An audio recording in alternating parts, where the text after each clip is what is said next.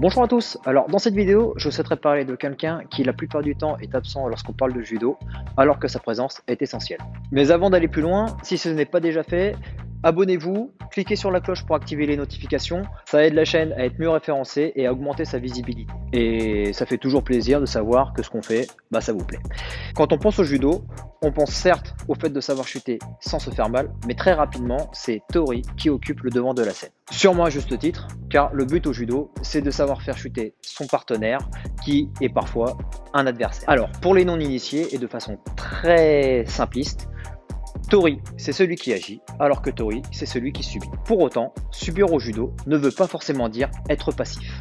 Tori et Uke forment un duo, un peu comme Batman et Robin, le Green Hornet et Kato, ou encore, pour les moins jeunes, Laurel et Hardy. Bah oui, que serait Batman sans Robin? Pour Tori, c'est la même chose. Sans un Uke, et un bon Uke, même le meilleur des techniciens ne produira qu'un judo moyen, sans avoir les bonnes sensations. Alors, à quoi reconnaît-on un bon Uke d'un mauvais Uke? Est-ce que c'est un peu comme le bon et le mauvais chasseur? T'as le mauvais chasseur, il voit un truc, il tire. Il tire. Le bon chasseur, il voit un truc. Bon, il tire, mais c'est un bon chasseur. Hein. Plus sérieusement, un bon Uke, c'est un Uke qui sait se placer pour que Tori puisse réaliser sa technique correctement. Il ne doit être ni trop mou, ni trop dur. Un peu comme le camembert. Et quand je parle de technique, on parle aussi du newaza, mais on verra ça une prochaine fois. Restez bien jusqu'au bout de cette vidéo, car je vais vous montrer 3 exercices qui vont vous permettre d'être encore un meilleur Uke. Dans nos clubs, on a tous des partenaires qui sont de très mauvais Uke. Vous pouvez partager cette vidéo avec eux pour les aider à s'améliorer. Pour celles et ceux qui se disent « Ok super, mais ça me sert à quoi d'être un bon Uke ?» Excellente question. Tori et Uke sont les deux côtés d'une même pièce. On apprend en faisant, mais aussi en subissant. En fait, au judo, c'est du donnant-donnant. On alterne systématiquement les rôles de Uke et Tori, et quand l'heure est venue de devenir Tori, on est bien content d'avoir un Uke qui est conciliant et qui nous permet de nous placer correctement. En gros, devenir un meilleur Uke vous rendra plus attirant auprès des autres judokas. Hey, Daddy, I want a diamond ring, I want some bracelets and everything.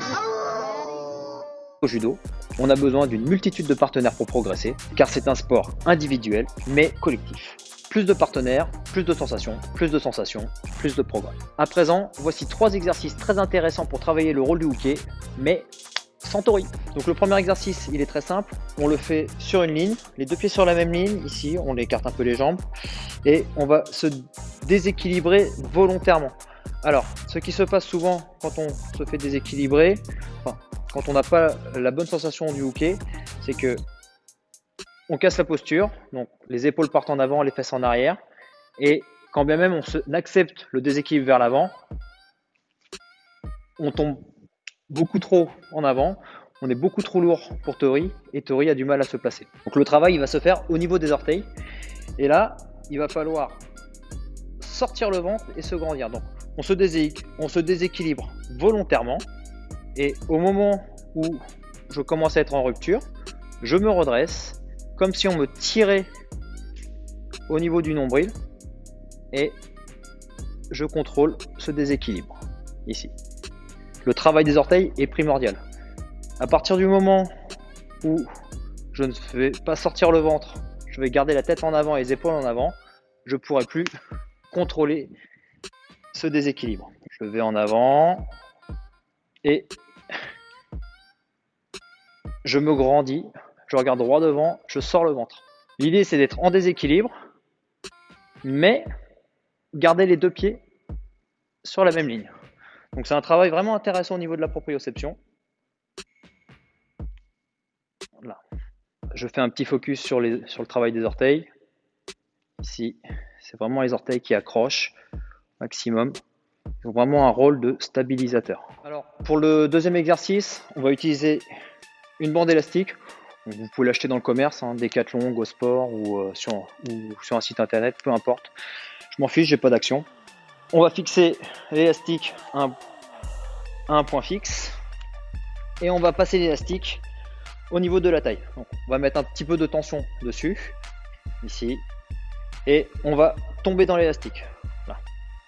Exactement pour ceux qui ont fait de l'escalade, comme si on assurait quelqu'un qui est en train de grimper, on s'assied dans le baudrier, c'est exactement la même sensation, les bras bien relâchés. Et là, on va accepter la tension de l'élastique ici pour nous déséquilibrer. Et même travail que tout à l'heure,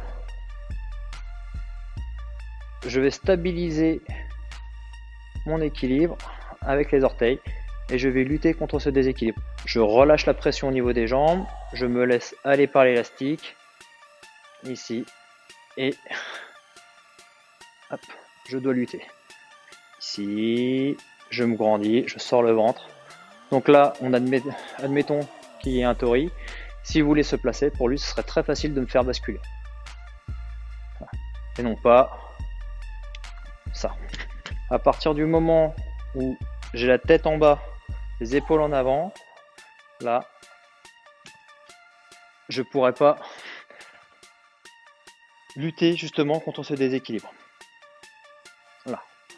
C'est moi qui contrôle le déséquilibre, je contrôle ma posture. Troisième exercice. Donc là, on va utiliser 2 bandes élastiques. Exactement la même chose, mais là, on va saisir l'élastique avec les mains. Exactement comme si on tenait un judogi. Voilà. Je fléchis un petit peu. Mes bras sont bien relâchés. Je suis toujours en position légèrement assise. Et je vais laisser l'élastique m'emmener. Et je contrôle ce déséquilibre. Toujours, le travail des orteils est très très important. Je laisse l'élastique m'emmener et je sors le ventre et je stabilise avec les orteils avant que mon équilibre ne soit rompu. Alors j'avais dit 3 exercices, en fait il y en a 4. Le dernier exercice, donc là on va pas travailler avec un déséquilibre vers l'avant, on va travailler avec un déséquilibre vers l'arrière. Exactement comme sur un travail d'opposition. Donc, où tori va tracter uke, ici, pour le faire avancer et appliquer une technique sur l'arrière, ochi, kochi.